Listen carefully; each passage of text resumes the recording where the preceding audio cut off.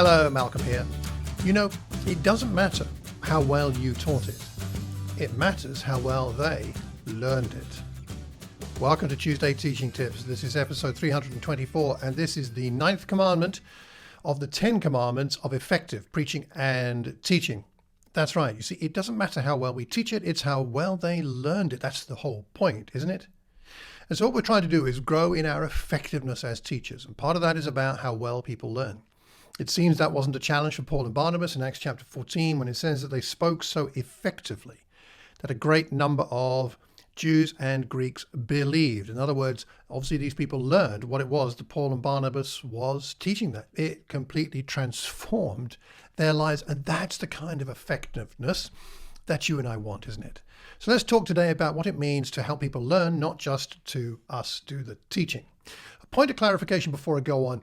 We're of course limited in knowing how much our listeners learned. And God does not give us miraculous insight into the mind and heart of every person who hears our teaching. So we must trust that God's Holy Spirit is at work in our preaching and teaching, and it never returns empty, as it says in Isaiah. And I think it's our humility that's tested by this. We can't ever know for sure how much people learned. It's a challenge to the fact that we like to be perhaps in control, but we're not. We're in control of what we teach. We're not in control of what people learn. However, there are things that you and I can do that will give people the best possible opportunity, the best possible chance of actually learning something. And we're going to talk about 3 of those things today. There are more, and I bet you could tell me some, so please do let me know what you think. But here are 3 for today. The first is to ask questions. You may have noticed that this tip comes up several times in these commandments, and it is a crucial technique for helping people to learn. It allows people to reflect on what they have heard and to put it into their own words. Somehow, this seems to solidify learning. Jesus did this a lot, asking questions. He sometimes used questions to draw people's attention to the obvious, like in Mark chapter 8, verse 19. He says to his disciples, when I broke the 5 loaves for the 5,000, how many basketfuls did you pick up? 12. So he's helping them to reflect on a fact of what happened. It's not deep at this point. And maybe at other times, though, he used questions to stimulate his disciples' thinking more deeply, like in Matthew chapter 16 and verse 13, when he says, it says, when Jesus came to the region, he asked his disciples, who do people say the Son of Man is? What are they saying? And then what do you think? He asks later. Questions come in various shapes and sizes. You may ask questions perhaps during your lesson, and then ask people afterwards in what we call the fellowship, what they thought of the lesson, what they got out of it. Perhaps people will tell you, I really enjoyed the lesson, and there's your opportunity to ask a question. Tell me what helped you. It would help me as much as it might help you. What did you learn today? That kind of question, or what helped you? So ask questions is tip number 1. Tip number 2, set a task. Setting people a task can help them to learn. So after teaching a point in a lesson, a sermon, or whatever it is, one option is to break up into groups for your listeners to then discuss it. You're giving them a task, and ask for sharing afterwards from those groups. Give them 5 minutes, 10 minutes, whatever's appropriate, and get people to verbalize. And then you'll do a few things, community learning, which is one thing which is valuable. But in setting them a task like that to reflect and discuss together and come up with some points, you're helping them again to solidify what they are learning. You'll have a better idea when you listen to the sharing as to how well your point has sunk in, not only just to 1 or 2 people, perhaps to the group as a whole.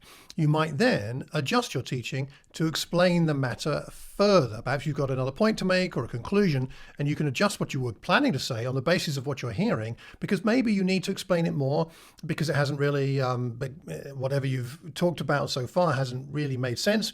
Or you could draw out some extra implications if that seems relevant. So firstly, ask questions. Secondly, give people a task. And then thirdly, follow up. Follow up later. After some time has passed, go back to the topic you were preaching or teaching on with the same group. This is especially effective if you have follow-up gatherings in which you can talk about the issue in a different setting. Let's say you speak on Sunday to the whole group. 2 weeks later, you might have a small group. You're in your own home, a men's group, a women's group, or some other kind of group, and you focus on the same issue. You bring up the text you talked about that Sunday and discuss it, and you'll find out again there how much people learned, and give them the opportunity, a couple of weeks later, to further deepen their understanding of what you taught that first time and to make it their own. And you'll soon discover then how much your listeners actually learned. So to wrap up, Jesus was a master teacher, wasn't he? Both in his teaching and in his ability to help his listeners learn. Look at the sermons in the book of Acts, like Peter's in Acts chapter 2 or Stephen's in Acts chapter 7. They are testimony to the fact that they got it. When they heard Jesus and they heard the apostles' teaching, then they got something that stuck with them and they were able then to explain it to others. And I believe that's a great vision for you and me. Our listeners can be learners. We as teachers can be people that help people to learn, but our focus has got to be not just on teaching accurately, informatively, perhaps even entertainingly, but our focus must also be on discovering how much our listeners are actually learning. Hope you find this useful. Next time, we're going to go on to the 10th and final commandment, which is tests aren't just for students. We'll talk about that next time. Please add your comment to this week's topic. Leave it where we can see it, because then we learn from each other, and we learn best when we're learning in community. Learning, right? Not just teaching. If you've got any questions about the Bible, drop me an email, malcolm@malcolmcox.org. If you'd like a free copy of my ebook on spiritual disciplines, then go to my website, malcolmcox.org, and sign up for my weekly newsletter, which I shall send you week by week as time goes by.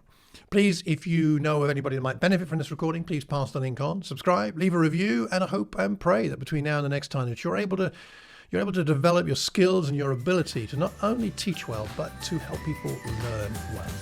And remember, at all times, keep calm. Carry on teaching. Take care, and God bless.